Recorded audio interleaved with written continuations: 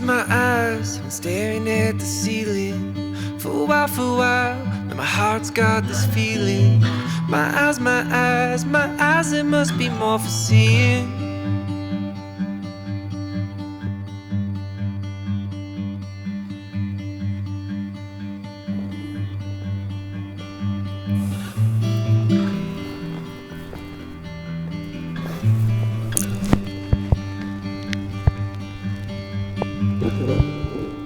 Love you.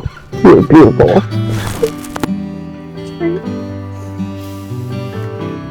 And I know that everybody's dreaming.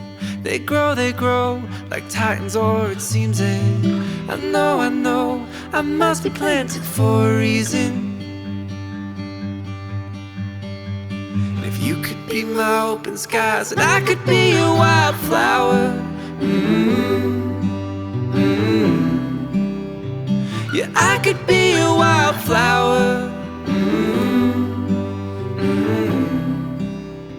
And underneath the sea of stars I'll bloom to make it through to where everything could be ours. If you could be my open skies, and I could be a wildflower. In this sacrament, they create a new life that truly begins here today as two, Emily and John, become one.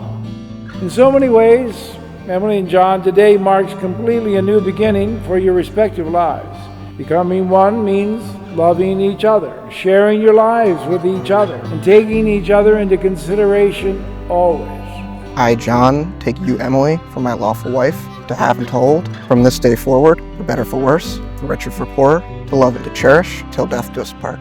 I, Emily, take you, John, for my lawful husband, to have and to hold, from this day forward, for better, for worse, for richer, for poorer, to love and to cherish, until death do us part.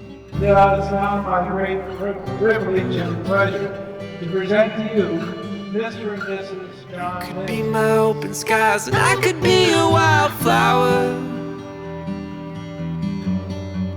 I believe the rains are coming. Wait, I know it seems like miles and miles away, but I believe that everything's about to change. And if you could be my open skies, and I could be a wildflower. Yeah, I could be a wildflower. And underneath the sea of stars I'll bloom to make it through to where everything could be ours. If you could be my open skies, and I could be your wildflower.